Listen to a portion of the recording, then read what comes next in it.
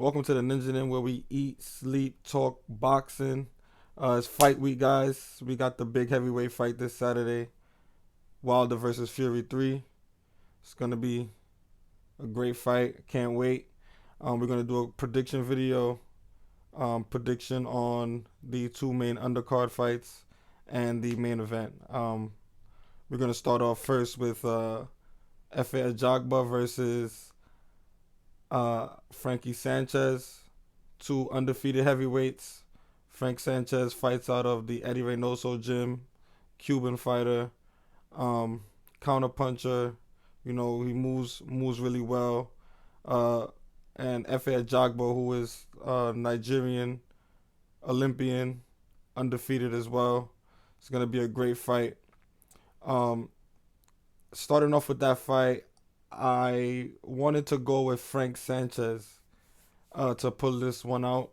He has the better boxing skills, good counter puncher.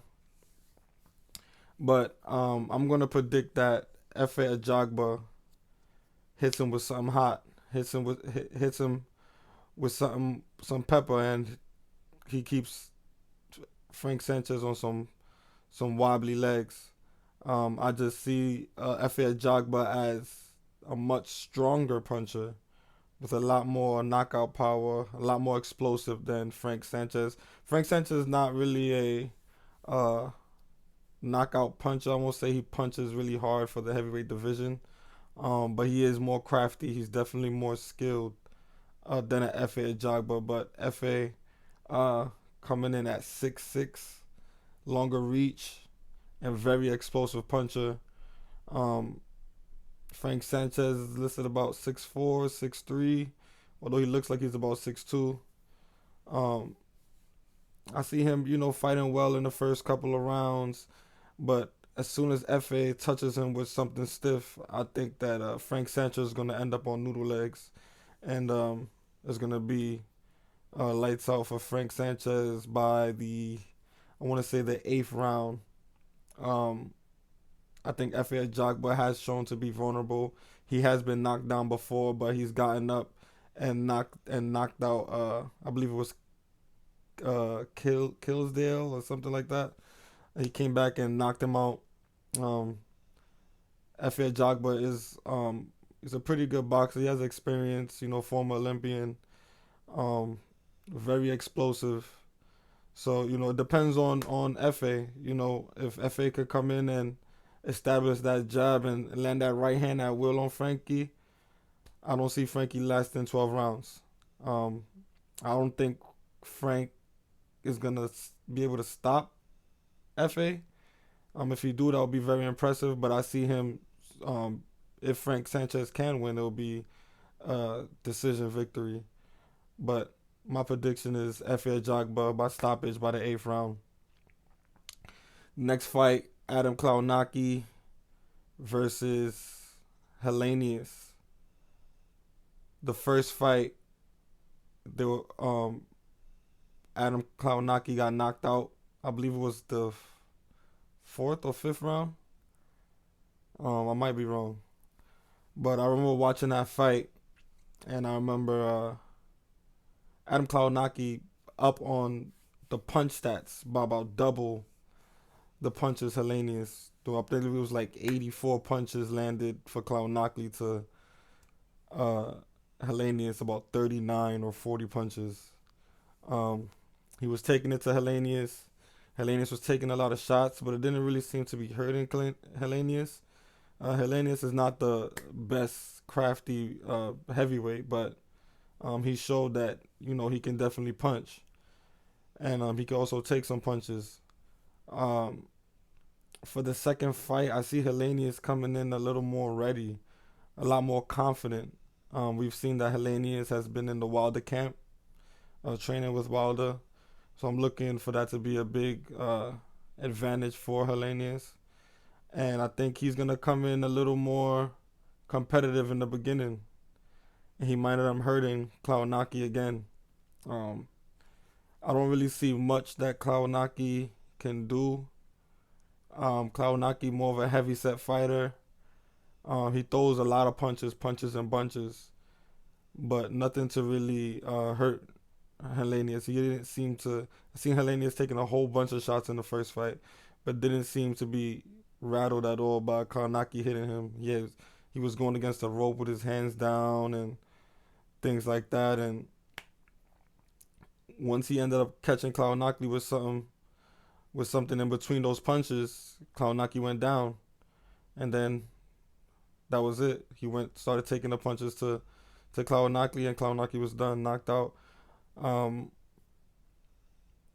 I'm gonna go with Helenius with a 10 round stoppage.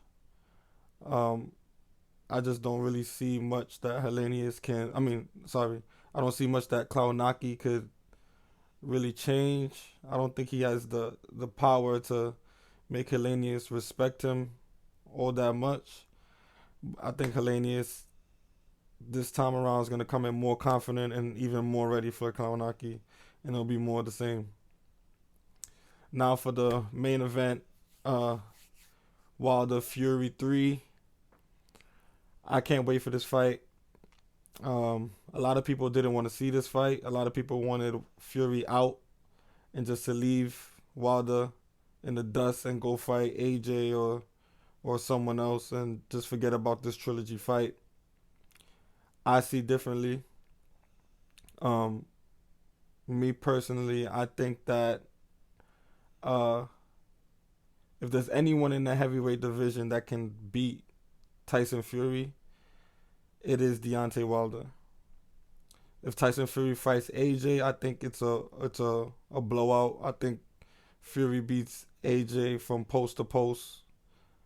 He'll make AJ look ordinary. AJ's too slow, doesn't have a great defense, and he's chinny. Um, Alexander Usyk, the newly crowned unified heavyweight champion, I think he's too small for Fury. Fury keeps him on the end of that jab, on the end of that right hand. Fury moves, can box a lot better than AJ can. So I don't see Usyk being able to use those boxing tactics with a 6'9", almost 300-pound guy. Usyk is the smallest, probably the smallest heavyweight in the division in terms of the top 10 heavyweights.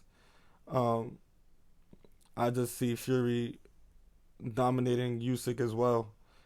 Maybe not as much as AJ, but I see Fury getting that win. I do believe Wilder's the only man that has potential to beat Fury because he has that devastating right hand. But I don't think Wilder will do it. My prediction is Tyson Fury, 12-round unanimous decision.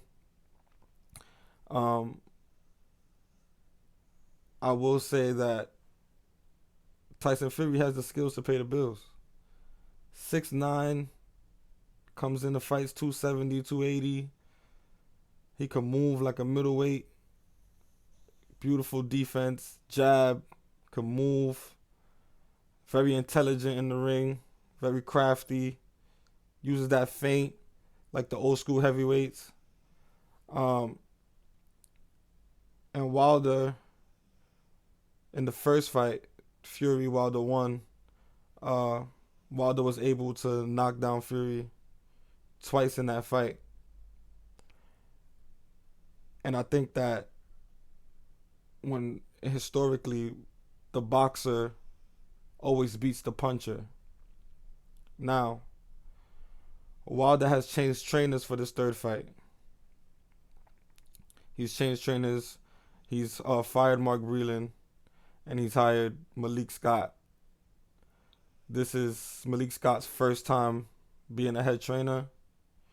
Um, I see that they've been posting a lot of things on social media. Wilder's been working on a lot of things, body shots, rolling, doing a lot of things differently. But pad work is pad work. I don't look too deep into it.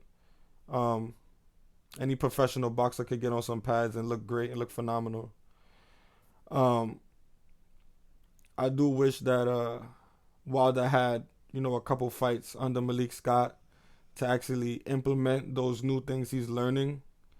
But going straight into another fight with Tyson Fury, I just don't really see Wilder being able to implement those things properly. In the second fight, you seen Tyson Fury just walk through Wilder, just obliterated him. Wilder accused Tyson Fury of cheating that fight. He had about 6, 7, 8 excuses. I don't think anyone, is going to take all of those excuses and actually, believe all of that. You got one or two excuses, all right, but 6, 7, 8 as to why you lost, it doesn't really make sense. We have to also look at, Deontay Wilder was, I believe, 42-0 at the time. He's knocked out every single opponent he's faced. So, when you've knocked out every single person you face and you are the heavyweight champion of the world, your ego is out of this world. You feel like you're God. And, to take a loss the way he did, we've never seen Deontay Wilder get beat up like that. I mean, we saw Wilder, take some punishment in fights, a la the Luis Ortiz fight.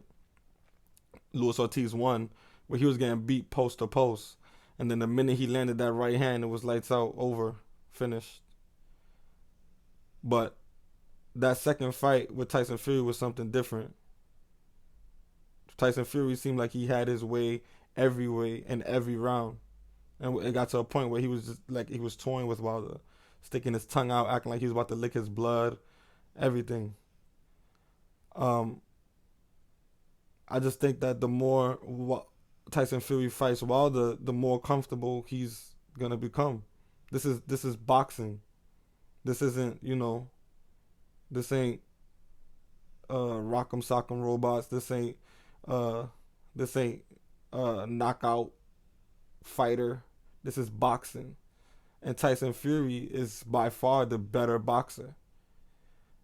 After the first fight with Tyson Fury changed trainers, started working with Sugar Hill, and you actually seen some power in Fury, which Fury's a big guy, but never was really known as to be knocking guys out and putting guys down.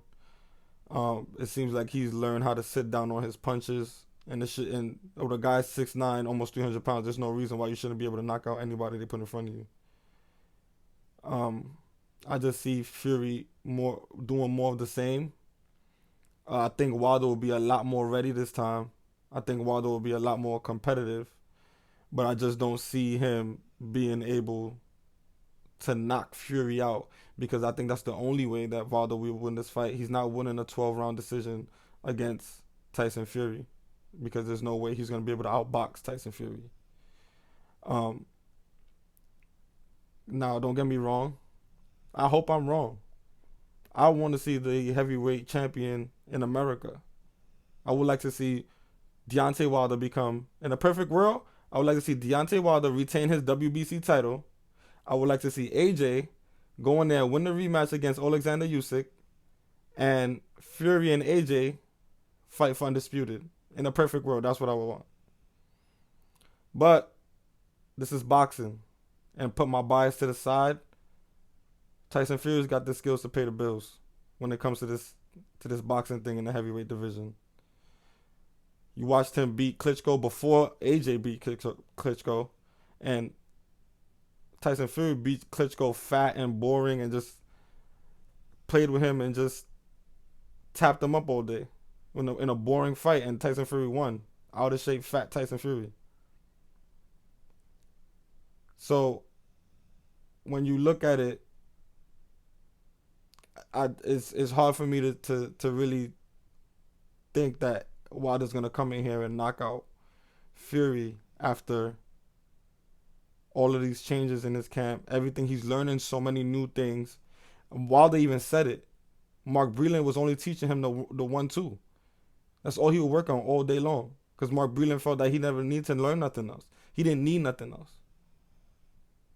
And now Malik Scott is implementing all these new things, which is great. I feel like, yes, Wilder needs it, but he needs a couple fights in between that to implement those things properly. You're not just going to become a new fighter overnight. Yes, Wilder has a whole year to train, but at the end of the day, training, sparring, mid work, all of that is not a fight. So my prediction is Tyson Fury possibly dropping Wilder. You might see Tyson Fury get dropped, but I think Tyson Fury will dominate majority of the rounds, maybe 8 rounds. It'll be like 8 rounds to 4, something like that. Unanimous decision, Tyson Fury. That's my prediction. Thanks for coming into the Ninja Den and talking boxing with me. Just subscribe to the channel, hit that like button, and we catch you on the next one. Peace.